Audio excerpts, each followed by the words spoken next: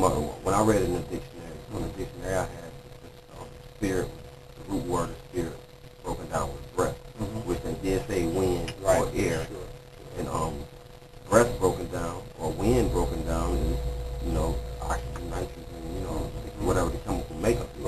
Now behind that, I don't understand, but I understand it's a force behind it. Right, it's a force, and it has many meanings. As this definition say, there are many meanings because does a squirrel have a spirit? Yes.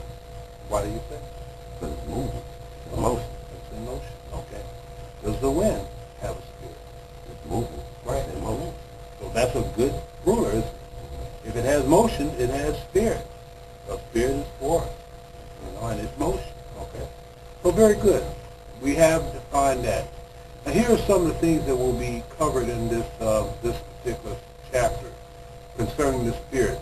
How do angels, because remember it's saying the spirit is also invisible spirit creatures. So how does angels help people, or do they help people? Okay, that may be a strange thought for you. But angels right now, invisible to your sight, with force, have involvement in human affairs. Okay, all right. Now that's where I'm at. You saying like outside of my being, like a force like outside of my being, having something to do with the way I could possibly think? Maybe not how you think, but what results will come from your actions. No. Let's say you were trying to, let's use the biblical example. Let's say you were trying to part the Red Sea. Okay, now you made the motion. God tells you what to do, so you take the rod and cast it into the water, and the seas would part.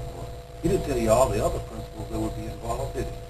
He didn't tell you the scientific involvement involved in that. But maybe, just hypothetically, how that was done is in an angel. With far more force than you and I could even imagine. Part of the sea. He could have took his hand and literally did like that. As far as you and I know. Okay? Or God could have been scientific method.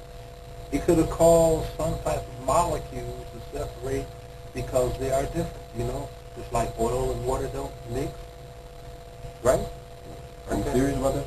I'm just saying. Okay, because I mean, it's all hypothetical. Okay. It's all hypothetical. All this is hypothetical. Because see, we weren't there, and the Bible doesn't tell us all the mechanics that God used to do this. But I'm just showing you the likelihood of outside forces having something to do with something you did. It gives you the force or the ability, the strength, the wisdom, whatever.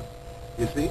So let's say those could have been possibilities, but apparently there was more to Moses in the parting of the Red Sea than what was in this frame. Okay. Is that a safe assumption? Yes. Okay. So in like manner, when they mention here that, get back to 10 again, I left the page, is it? Do angels help people? Good question. All right. Okay. Here's another one. How have wicked spirits influenced? We'll come back to that.